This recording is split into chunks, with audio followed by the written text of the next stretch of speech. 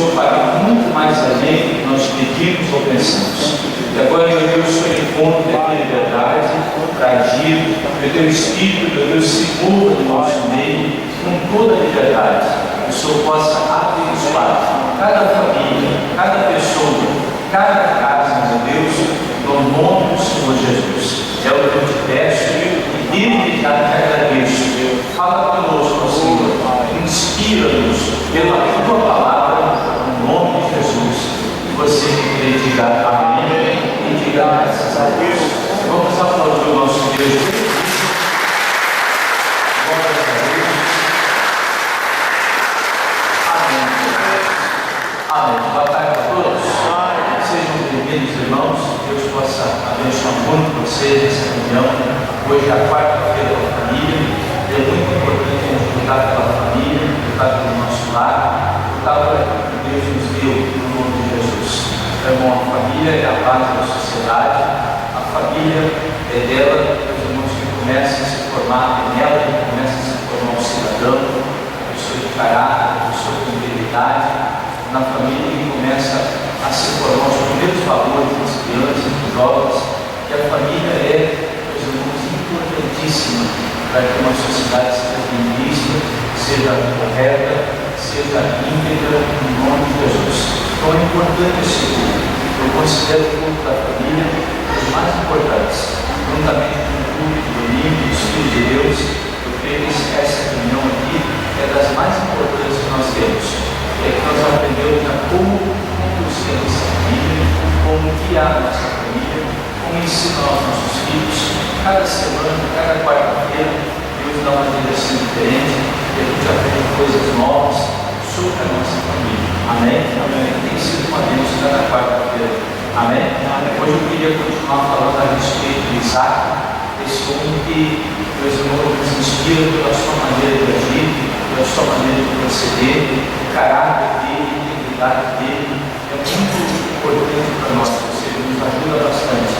E aqui no livro de Gênesis, no capítulo 26, hoje eu queria continuar falando sobre a vida dele, sobre como ele agiu, o que ele fez, as atitudes que ele teve, meus irmãos, que nos ajudam a fazer o mesmo, que nos ajudam a vencer também no nome de Jesus. Gênesis capítulo 26, quem tem a sua Bíblia aí, acha comigo. Vocês lembram, meus irmãos, que eu falei aqui já há algumas semanas a respeito do Isaac. O Isaac é aquele jovem, filho de Abraão, que aos 12 anos de idade já deixou-se ser conduzido pela vontade do pai. A Bíblia diz que aos 12 anos o Isaac aceitou pacificamente ser santificado por seu pai. Ou seja, o Abraão não sacrificou, mas ele aceitou pacificamente a vontade que o pai tinha para ele.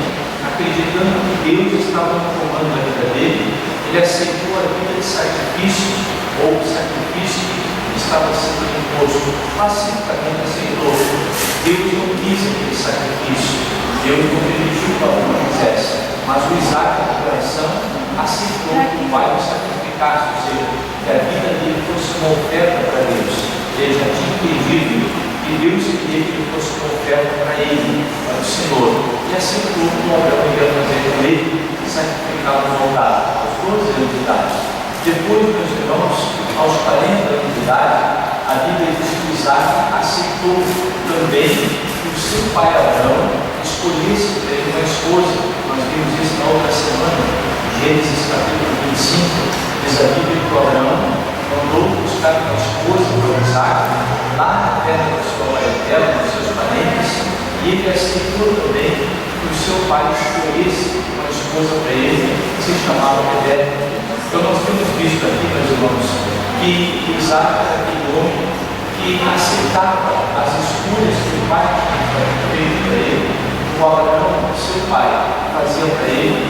Ele acreditava que as escolhas que o pai dele fazia eram escolhas feitas por Deus. Ou seja, ele acreditava que as circunstâncias da vida, que os acontecimentos da vida dele, todos esses acontecimentos eram Deus guiando ele. Ou seja, o pai do Abraão era usado por Deus para guiá-lo, para conduzir, para ensinar ele no caminho que ele deveria dar. Ele viveu a vida toda assim, ou seja, aceitando pacificamente as coisas que aconteciam na vida dele, acreditando que era Deus que estava fazendo a coisa. Amém, pessoal? E na quarta-feira passada, eu falei aqui para os irmãos que por causa da obediência de Isaac, Deus abençoou e prosperou muito ele. Lembra disso? Meus irmãos, em Gênesis capítulo 26 fala disso, no verso 12, só recapitulando aqui, Gênesis 26, 12 diz: e semeou Isaac naquela mesma terra, e colheu naquele mesmo ano 100 medidas, porque o Senhor o abençoava. Então a Bíblia diz, meus irmãos, que o Isaac estava pronto para descer na terra do Egito, mas Deus falou ao coração dele. Ele disse: Isaac, não desça no Egito, mas habita na terra que eu te mostrarei. E o Isaac obedeceu a Deus, não desceu para o Egito, que é uma representação do mundo, e Deus abençoou ele. E Deus abençoou tanto Isaac, abençoou tanto ele, meus irmãos, que diz aqui no versículo 12, que cada semente que ele lançava na terra dava até 100 vezes mais. E cada semente que ele plantava, Deus abençoava até 100 vezes mais. Olha que multiplicação. E diz também aí que Deus guardou a família dele, Deus guardou a Rebeca de ser tomada pelos moradores da terra ali, Deus guardou os filhos dele, Deus abençoou Isaac assim de uma maneira grande. Guardou a família, protegeu a família, a esposa e os filhos, e prosperou ele a ponto de cada semente dar uma multiplicação de 100 vezes mais. Então você imagina como foi a bênção de Deus na vida dele. Amém? Como foi grande a bênção que Deus deu para Isaac. Tudo isso por causa da obediência. Foi o que eu falei na outra semana. Isaac obedeceu a Deus. Meu irmão, Deus falou para Isaac, dizendo no verso 2, Gênesis 26, 2, que Deus apareceu a ele e disse para ele: não desça do Egito, mas fica na terra que eu te mostrar. E ele obedeceu. E no versículo 6, assim habitou Isaac em Gerar, obedecendo a voz de Deus. E por causa da obediência dele, Deus abençoou a sua família, abençoou a sua casa e ainda abençoou a sua vida financeira. Cada semente dele que ele plantava em terra, dava até 100 vezes mais em nome de Jesus. Amém, meus irmãos? Mas a coisa não parou ali. E eu tenho falado aqui sobre isso, sobre, meus irmãos, o exemplo da vida dele. Eu creio que a vida de Isaac é um bom exemplo para nós. Um exemplo de fé, um exemplo de como viver bem, um exemplo de como viver pacificamente, meus irmãos, uma vida inteira. O Isaac, ele não se meteu em confusão na vida dele, não se meteu em guerra, ele procurava evitar as confusões, procurava evitar as brigas, procurava evitar as guerras. Meus irmãos, essa era a maneira dele viver pacificamente, mesmo sem ele ter o Novo Testamento na mão, mas ele já sabia. Em Mateus 5, versículo 9 diz, né? Bem-aventurados os pacificadores, porque eles serão chamados filhos de Deus. Ele já vivia de maneira pacífica, sabendo que dessa maneira ele viveria mais. E viveu mesmo. A Bíblia conta que o Isaac viveu 180 anos. Diga para o seu vizinho, viveu pouco, não? 180 anos ele viveu. Com a mesma mulher, sempre com a mesma esposa. Meu irmão, sem se meter em confusão, sem se meter em guerra, sempre procurando a paz com os vizinhos, com a família, com os amigos, sempre procurando a melhor solução para todas as coisas. Isso é vida, irmãos. Tem gente que não consegue viver, olha, mais um mês sequer sem se meter em confusão. Tem gente que em casa é um medo de mãe para estar divorciando. Tem gente, meu irmão, que para arrumar confusão é com ele mesmo. Está sempre se metendo em guerra.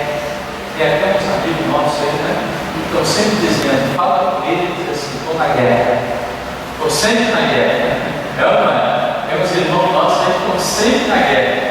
O Isaac viveu muitos anos sem se meter em confusão. Tranquilo. Sempre procurando paz. Sempre procurando harmonia. E é o que diz aqui. Isso é comprovado pela Bíblia. Não é apenas o que eu estou dizendo. Está escrito, diz aqui no versículo seguinte, vamos ler, no verso 13 agora, Gênesis 26, 13, e engrandeceu-se o varão, e ia se engrandecendo, até que se tornou muito grande, e tinha possessão de ovelhas, e possessão de vacas, e muita gente de serviço, de maneira que os filisteus o entregaram. Então, depois de meu irmão aceitar pacificamente os acontecimentos da vida, ele aceitou aos 12 anos ser uma oferta a Deus. Ele aceitou os 40 mulheres que o pai dele escolheu para ele. O pai dele escolheu para ele. Gênesis 25, 19, meus irmãos. E depois de obedecer a Deus e prosperar muito, a Bíblia diz aqui no versículo 13 que o varão, o homem, Isaac, foi se engrandecendo, foi se enriquecendo muito. Diz a Bíblia aqui que ele se tornou muito grande, muito rico, muito próspero, tinha muitas ovelhas, muito caro, muitas posses. E a Bíblia diz também aqui que por causa da riqueza dele, meus irmãos, ele despertou, diz a Bíblia aqui, a inveja dos filisteus. Olha que coisa, pessoal. A prosperidade na vida de Isaac, a prosperidade enorme, porque ele se tornou um dos homens mais ricos daquela região. Você imagina se não vai despertar inveja, né? Os outros. Ele era um dos homens mais ricos daquela terra, porque Deus abençoou ele, por causa da obediência, e porque ele era herdeiro do Abraão. Ele era um dos homens mais ricos, tinha uma das mulheres mais bonitas daquela região, tinha, meu irmão, o camelo que ele quisesse, o cavalo que ele quisesse, o transporte que ele quisesse. Se fosse no dia de hoje, ele teria uma Ferrari, uma BMW, o melhor carro do mundo, amém? Mas ele tinha naquele tempo o melhor carro, ele teve o cavalo, o camelo, ele tinha a mulher mais bonita daquela região, porque diz aqui, meus irmãos, nos versículos anteriores, diz que a Rebeca é uma mulher muito formosa, no versículo 7. Então você vai ver, o sujeito rico, uma mulher bonitona, meu irmão, e tudo isso, e pouco mais da bênção de Deus, só pode despertar inveja nos outros. Simples. E a Bíblia diz que os filisteus começaram a ficar com inveja de Isaac. A riqueza dele, meu irmão, a família abençoada que ele tinha, o casamento abençoado, os filhos com promessa, porque a Bíblia diz que o Jacó tinha a promessa de ser um dos filhos de Isaac, tinha a promessa de ser o pai de uma grande nação, a nação de Israel. E o Esaú, irmão gêmeo de Jacó, filho de Isaac, também tinha a promessa de ser o pai de uma grande nação. Então você imagina como é que não vai despertar inveja dos outros. Então, vamos recapitular. Rico, uma mulher formosa, bonita, no verso 7. Uma família abençoada. Os filhos dele, tudo tinha promessa de ser grande, de ser varões